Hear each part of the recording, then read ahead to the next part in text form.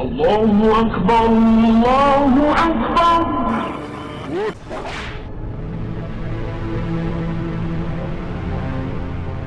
حضرت بلال حبشی رضی اللہ تعالیٰ عنہ مشہور صحابی ہیں جو مسجد نبوی کے ہمیشہ موذن رہے۔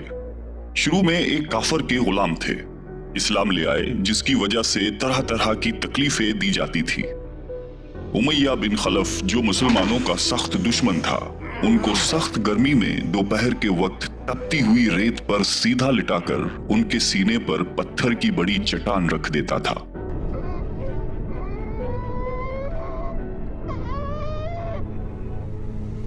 تاکہ وہ حرکت نہ کر سکے، اور کہتا تھا کہ یا اس حال میں مر جائے یا زندگی چاہیے تو اسلام سے ہٹ جا، مگر وہ اس حالت میں بھی احد احد کہتے تھے، یعنی معبود ایک ہی ہے۔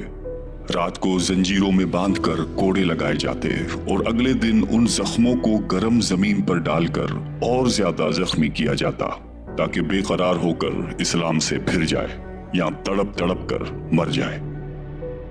عذاب دینے والے اکتا جاتے، کبھی ابو جہل کا نمبر آتا، کبھی امیہ بن خلف کا۔ ہر شخص اس کی کوشش کرتا تھا کہ تکلیف دینے میں زور ختم کر دے۔ حضرت ابو بکر صدیق رضی اللہ تعالیٰ عنہ نے اس حالت میں دیکھا تو ان کو خرید کر آزاد فرمایا۔ چونکہ عرب کے بت پرست اپنے بتوں کو بھی معبود کہتے تھے، اس لیے ان کے مقابلے میں اسلام کی تعلیم توحید کی تھی، جس کی وجہ سے حضرت بلال رضی اللہ تعالیٰ عنہ کی زبان پر ایک ہی کا ورد تھا۔ یہ تعلق اور عشق کی بات ہے۔ ہم جھوٹی محبتوں میں دیکھتے ہیں کہ جس سے محبت ہو جاتی ہے اس کا نام لینے میں لطف آتا ہے، بے فائدہ اس کو رٹ آ جاتا ہے۔ تو اللہ کی محبت کا کیا کہنا جو دین اور دنیا میں دونوں جگہ کام آنے والی ہے۔ یہی وجہ ہے کہ حضرت بلال رضی اللہ تعالیٰ عنہ کو ہر طرح سے ستایا جاتا تھا، سخت سے سخت تکلیفیں پہنچائی جاتی تھی۔ مکہ کے لڑکوں کے حوالے کیا جاتا تھا کہ وہ ان کو گلی کوچوں میں چکر دیتے پھریں، اور یہ تھے کہ ایک ہے کی رٹ لگائی تھی۔ اس کا یہ صلہ ملا کہ پھر حضور اکرم صلی اللہ علیہ وآلہ وسلم کی دربار میں موذن بنے، اور سفر حضر میں ہمیشہ اذان کی خدمت ان کی سپرد ہوئی۔ حضور صلی اللہ علیہ وآلہ وسلم کے وصال کے بعد مدینہ طیبہ میں رہنا اور حضور صلی اللہ علیہ وآلہ وسلم کی جگہ کو خالی دیکھنا مشکل ہو گیا۔ اس لیے ارادہ کیا کہ اپنی زندگی کے جتنے دن ہیں جہاد میں گزار دوں۔ اس لیے جہاد میں شرکت کی نیت سے چل دیے۔ ایک عرصے تک مدینہ منورہ لوٹ کر نہیں آئے۔ ایک مرتبہ حضور صلی اللہ علیہ وآلہ وسلم کی خواب میں زیارت کی۔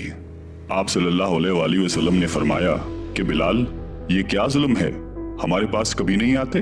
تو آنکھ کھلنے پر مدینہ طیبہ حاضر ہو گئے۔ حضرت حسن رضی اللہ تعالیٰ عنہ اور حسین رضی اللہ تعالیٰ عنہ نے اذان کی فرمائش کی۔ لاڈلوں کی فرمائش ایسی نہیں تھی کہ انکار کی گنجائش ہوتی۔ اشہد ان لا الہ الا اللہ۔ اذان کہنا شروع کی اور مدینے میں حضور صلی اللہ علیہ وآلہ وسلم کے زمانے کی اذان کانوں میں پڑھ کر کوہرام مچ گیا۔ عورتیں تک روتی ہوئی گھر سے نکل پڑیں۔ چند روز قیام کے بعد واپس ہوئی اور 60 ہجری کے قریب دمشق میں آپ کا وصال